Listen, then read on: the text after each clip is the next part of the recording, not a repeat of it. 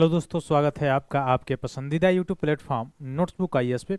दोस्तों, आज हम लोग बात करेंगे कि जो प्रमोशन होता है उसमें आरक्षण कैसे होता है, रिजर्वेशन कैसे होता है, या प्रमोशन में जो रिजर्वेशन है क्या वो नेसेसरी है, क्या उस संवैधानिक अधिकार है किसी का, या अधिकार नहीं है, या कानूनी अधिकार है। इस सारी चीज़ों के बारे में हम लोग डिस्कशन करने वाले हैं, तो जल्द से जल्द जुड़िए और अपने अपने ग्रुप में शेयर कीजिए ताकि हम लोग अपने मुख्य टॉपिक की तरफ विश्लेषण करें। तो देखिए, जो ये टॉपिक है हम लोगों का ये है कि कर्मचारियों के पास जो है, अभी सुप्रीम कोर्ट के ने फैसला सुनाया है कि कोई भी जो कर्मचारी हैं उनके पास प्रमोशन का अधिकार नहीं है।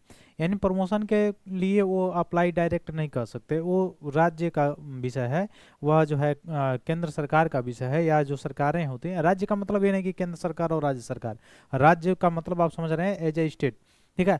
तो उसका उत्तरदायित्व है कि वह कुशल जो व्यक्ति हैं या जो है योग्य व्यक्ति हैं उनको प्रमोशन करे उस आधार पे, ठीक है।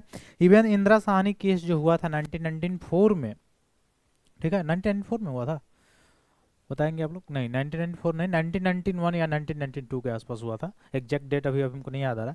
तो इंदिरा साहनी वाद में ही सर्वोच्च न्यायालय बताया था कि प्रमोशन में आरक्षण जो है वो नहीं दिया जा सकता है।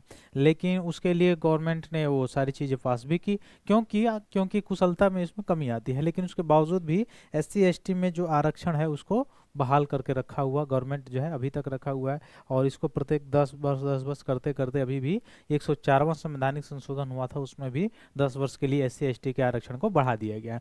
तो आइए देखते हैं हम लोग कि प्रमोशन का अधिकार कैसा क्या नहीं है। तो कर्मचारियों के पास अपने प्रमोशन का अधिकार नहीं है, सुप्रीम कोर्ट ने भी फैसला सुनाया है। और ये आप देखे भी होंगे, चाहे उस संविधान का कोई भी फंडामेंटल राइट्स देख लेंगे आप, या संविधान में कहीं भी देखेंगे, तो वहाँ पे आरक्षण जो है वह किस पे दिया गया है, किस आधार पे दिया गया है। तो सामाजिक रूप से, आर्थिक रूप से, शैक्षिक रूप से जो पिछड़े हैं उनको जो है वह राज्य का कर्तव्य है कि वह किस तरह से आरक्षण का प्रावधान करेगा। लेकिन वो भी क्रीमी लेयर का सिद्धांत दिया था, वही किसमें, इंदिरा साहनी वाद में ही दिया था। क्रीमी लेयर का जो सिद्धांत था उसी में दिया था सर्वोच्च न्यायालय। और उसी के आधार पे आप देखे थे कि OBC जो आयोग है उसका भी गठन किया गया था 1992 के आसपास। उसके बाद से जो है अभी फिलहाल में 102वां संवैधानिक संशोधन के द्वारा OBC आयोग जो है एक संवैधानिक जो है आयोग बना हुआ है।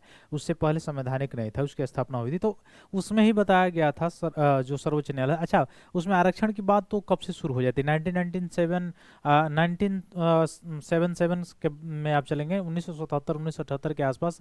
तो जो जनता पार्टी की गवर्नमेंट आती है उस समय भी अनाउंस किया गया था कि हम आएंगे तो OBC में आरक्षण या आरक्षण की प्रावधान। तो वहाँ मंडल आयोग बना था, मंडल आयोग फिर से नोटिफाइड किया। फिर उसमें देखा कि लगभग 3000 प्लस जो है जातियां हैं OBC में, पिछड़े वर्गों में।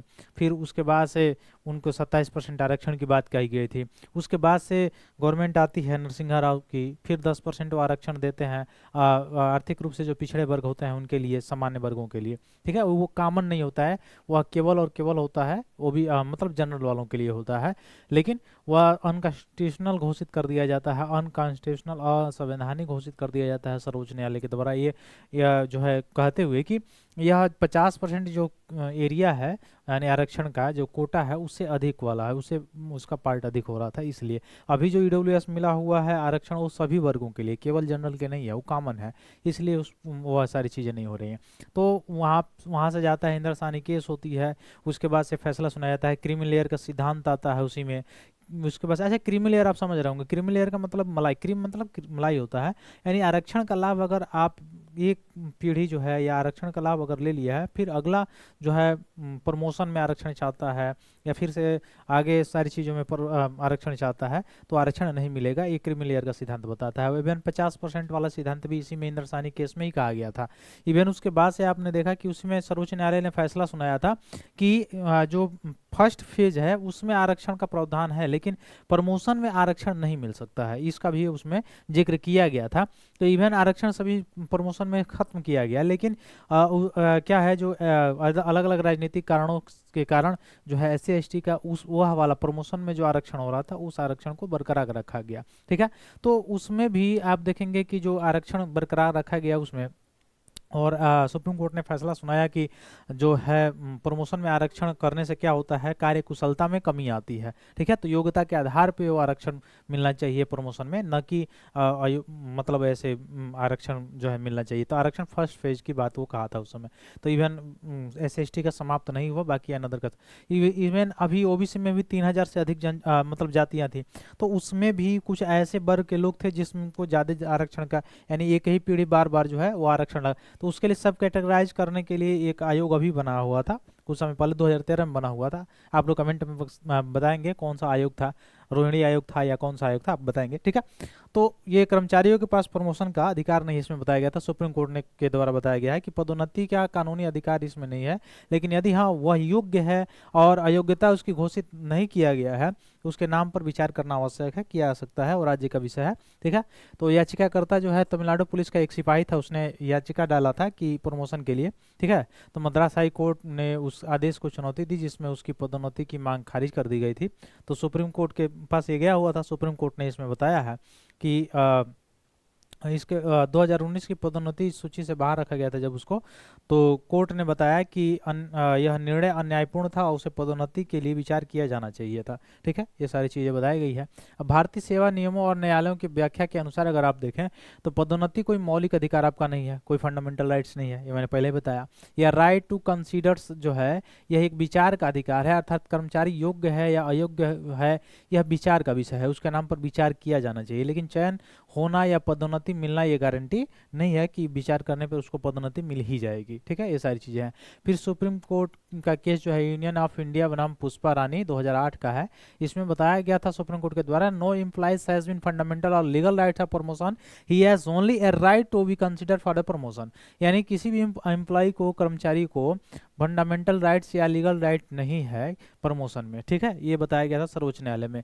केवल ये क्या है, a right to be consider from the promotion, क्योंकि विचार केवल किया जाना चाहिए पदोन्नति पे, न कि योग्यता पे विचार किया जाना चाहिए, न कि उसका फंडामेंटल राइट्स और लीगल राइट है। ठीक है, न्यूनतम निर्णय अभी 2025 में आया है तमिलनाडु सिपाही केस में, तो उसमें बताया गया कि कर्मचारी को पदोन्नति का अधिकार नहीं है, लेकिन जब तक वह अयोग्य न हो उस पर विचार किया जाना चाहिए। तो ये अभी फैसला आया हुआ है। अब अनुच्छेद 14 में आप देखें समानता का अधिकार है, इसमें प्रावधान है। अनुच्छेद 16(1) में है सार्वजनिक जो लोक नियुक्तियां होती हैं उसमें आरक्षण का पदोन्नति पर भी विचार उसमें शामिल है, आरक्षण से संबंधित है। इवन धर्म, मूल, वंश, जाति, लिंग के आधार पर भेदभाव का निषेध आर्टिकल 15 में भी है और लोक नियोजन में भी है आर्टिकल 16 में। लेकिन हाँ, उसी का सेक्शन 4 जो है वो कहता है कि राज्य चाहे तो महिलाओं के लिए, बच्चों के लिए या अति सामाजिक रूप से, आर्थिक रूप से पिछड़े लोगों के लिए ऐसा प्रावधान कर सकता है, तो उसी के तहत आरक्षण दिया जाता है। ठीक है, तो ये सारी चीजें हैं इसमें।